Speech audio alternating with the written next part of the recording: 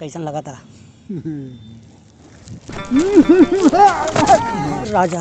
चला हमने राजा आइए देखते हैं बैठ के मजा आएगा। शीशा पकड़ ले सीधा।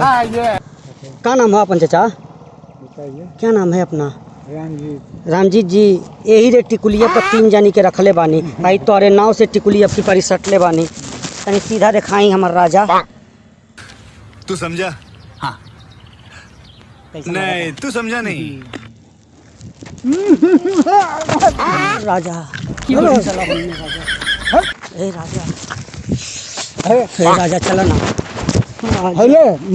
एक और चुम्मा दे दे राजा, एगो चुम्मा दे दे राजा। ए राजा तोरे नाव से मर जाई। हे टिकुलिया पर 3 जानी के रखले तू हो के रख ले। यही टिकुलिया एगो दे दो।